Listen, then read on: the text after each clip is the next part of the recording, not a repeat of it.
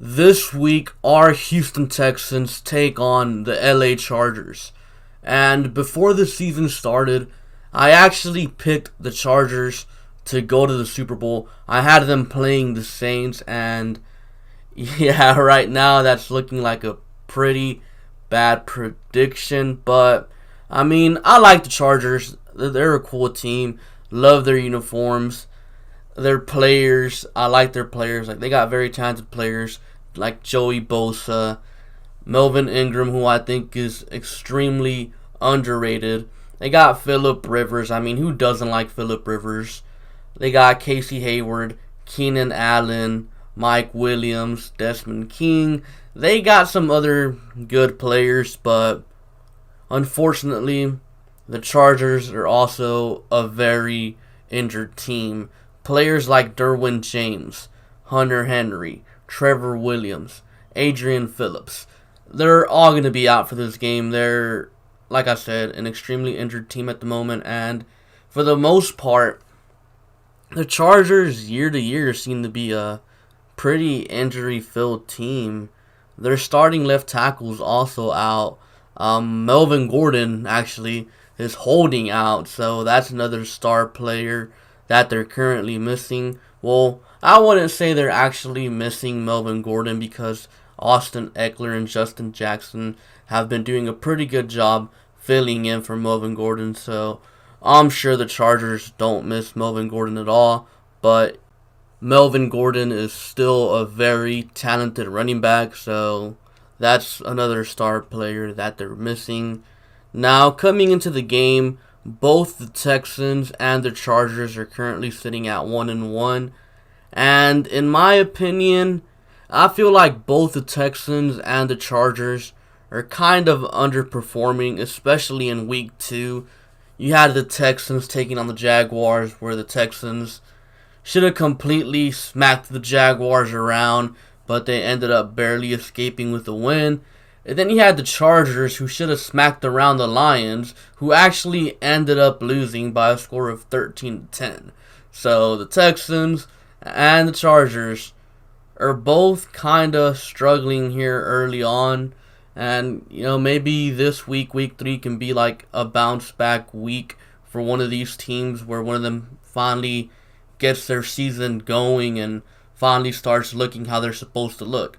Now, for Texans fans, I know we're used to the 12 game, the game at noon, but this game's at 3:25 Central Time, so plan accordingly. Just letting you guys know, because we hardly ever play games at this time. We're either playing at noon or one of those primetime games that I don't like. Personally, I prefer the noon games because, the quicker I get to watch my team, the better. I don't like waiting any extra time, so yeah. This game is also at LA, so yeah. There's no home field advantage going to be involved in this game. For whatever reason, Chargers fans in LA do not support the Chargers, even though they're a very good team. In fact, I like the Chargers more than I like the Rams. I don't know why they don't support the Chargers. It's kind of messed up in my opinion.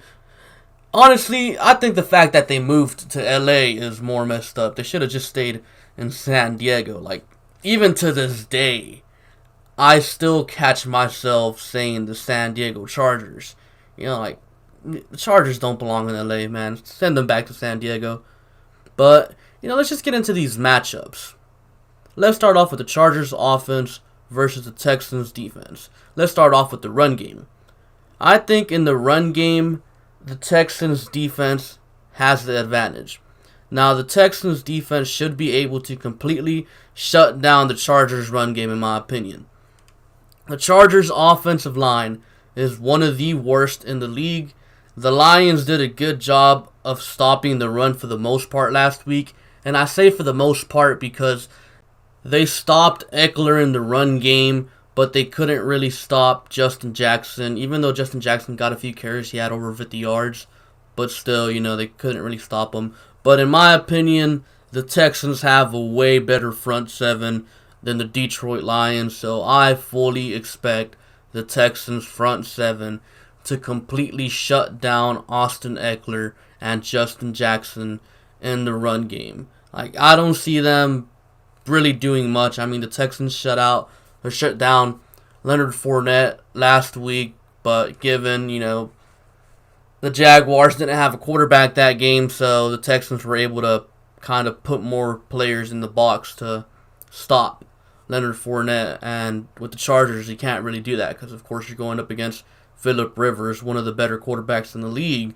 But regardless, I fully expect DJ Reader, J.J. Watt, Whitney Merciless, Benardrick McKinney, Zach Cunningham to kind of just stop that run game and make Phillip Rivers have to throw the football. And I'm sure the Chargers don't mind because in the passing game, I'm giving the advantage to the Chargers. I honestly just don't think the Texans have the DBs to stop Keenan Allen and Mike Williams and Phillip Rivers. I fully expect them to have a field day on this Texans secondary. I mean, Keenan Allen is 6'2", Mike Williams is 6'4". If Phillip Rivers really wanted to, he could throw jump balls to Keenan Allen and Mike Williams all day. I mean, Keenan Allen's like 6'2", 6'3", Mike Williams is 6'4", while J.J. and Roby are both 5'11". I mean, yeah, the Texans got Lonnie Johnson, who's also 6'2", 6'3", but Lonnie Johnson is kind of an inexperienced rookie, so would you really trust Lonnie Johnson on a veteran elite wide receiver like Keenan Allen or even Mike Williams, who's been in the league for a few years already? Personally, I wouldn't, so yeah, I fully expect Phillip Rivers to have a field day on this Texans secondary. Unless the Texans can bring pressure to Phillip Rivers or on Phillip Rivers. They haven't really been able to do so all season long. Well, I mean, it's just been 2 weeks, but for the most part, they haven't really been able to pressure the quarterback. Yes, they sacked Minshew a few times last week, but just because we sacked them a few times doesn't mean we were able to bring constant pressure. For the most part, Minshew had time to throw, and that's what I mean by bring pressure. Make the quarterback get the ball out of his hand quick, because if he holds on to it, I'm pretty sure Phillip Rivers don't care, and he'll just throw a jump ball to one of those tall receivers, and they'll end up snagging over J.J. and Roby. So yeah, if the Texans can't bring pressure, then I expect the Chargers to have a field day on this Texans secondary. If they can bring pressure, then maybe the Texans can get a few stops here and there.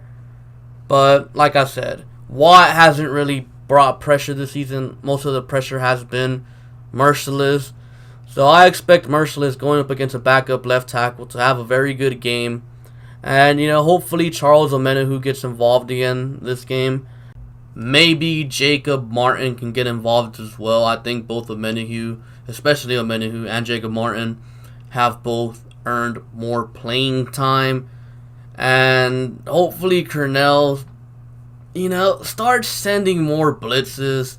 Stop being so conservative. Like, come on. You have a terrible secondary. Like, send blitzes, make the quarterback throw the ball quicker. Like, if they get beat, they get beat. Oh, well, they were going to get beat regardless. Let's be real here. But before we move on, there's also someone else the Texans have to account for in the passing game. And that's Austin Eckler out of the backfield. Week 1, the Texans struggled stopping Kamara. But let's be real here. Austin Eckler is no Kamara, but regardless, I think it's something to keep an eye on. Eckler is very capable of, exposing these Texans linebackers. I don't think we have a linebacker that can cover Eckler out of the backfield, so yeah, look out for that. Hopefully, Romeo Crennel has a plan for that, because obviously, week 1, he really didn't have a plan for Kamara, because, yeah. Okay, let's move on to the Texans offense versus the Chargers defense. let's start off with the run game. In the run game, I think the advantage goes to the Texans, and honestly, I don't really think this is close.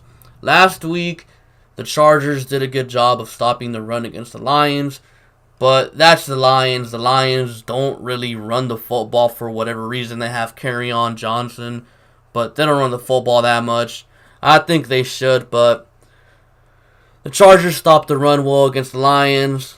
But in week 1, if you go back to week 1, Marlon Mack completely gashed these Chargers. He had like 174 yards. And I fully expect the Texans to be able to run the ball on these Chargers. The Texans, surprisingly, so far this season, they've ran the ball well. The offensive line is blocking well in the run game, and Carlos Hyde is just balling out, man. Like, I wasn't expecting Carlos Hyde to be this good with the Texans. I thought he was just going to be, meh. But the Texans got a steal, man. Martinez ranking for Carlos Hyde, who's been playing a huge part in this offense. Damn. Like, low-key, the Texans might have fleeced the Chiefs, because the Chiefs' running back situation isn't exactly that great. I'm pretty sure they would love Carlos Hyde right now, but, regardless, the Chiefs have an explosive offense that scores like 100 points a game, so I'm sure they don't care, but, still. But regardless, yeah, Carlos Hyde, balling out. I expect Carlos Hyde to just run all over these Chargers. Not only Carlos Hyde, also Duke Johnson. I expect Duke Johnson to be more involved in the run game, similar to how he was week 1 against the Saints last week. Didn't really get many carries, and I expect him to get more carries this week. And just in my opinion, I don't think the Chargers have the linebackers or the interior defensive linemen to stop the Texans' run game. I saw most of that Colts game versus the Chargers, and Colts just kept lining up and feeding the ball to Marlon Mack, and he just kept running for big gains. And like I said, I expect the Texans to be able to do the same thing to the Chargers this week. Now, in the passing game, this one was tough, but I'm going to have to give the advantage to the Texans. The Chargers, at the moment, their secondary is very banged up, and currently, they're very weak at the safety position. This could mean a very big game for Will Fuller, especially after last week, which in my opinion, he had a bad game last week. So Fuller could be looking to bounce back this week after what in my opinion was a bad week last week. And Watson also didn't have a very good game last week, and Watson could also be looking to bounce back. Now, we already know the Texans have the weapons. D-Hop, Fuller, Stills, QT. But when you talk about the Texans' passing attack, obviously you have to talk about their questionable offensive line.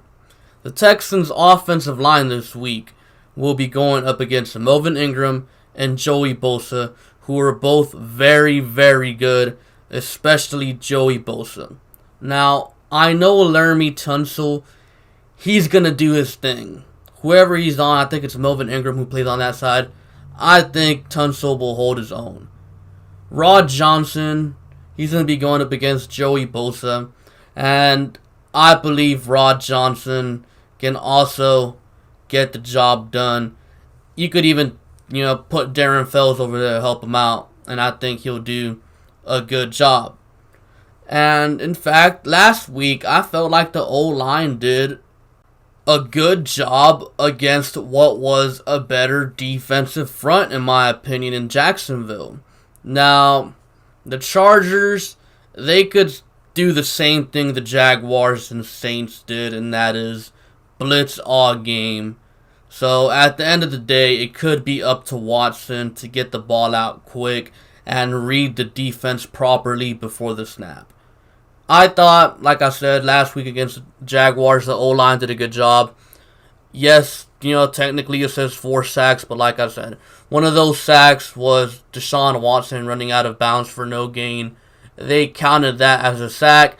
The other sack was when Watson fumbled the ball and he jumped on it and one of the Jaguars touched him down. They counted that as a sack. The other 2 sacks came from the right side when the Jaguars sent an overload blitz, meaning they sent more players on one side than the Texans could block. So that wasn't really on the O-line. Either Watson should have got rid of the ball immediately, or Watson should have, slid the protection to one side.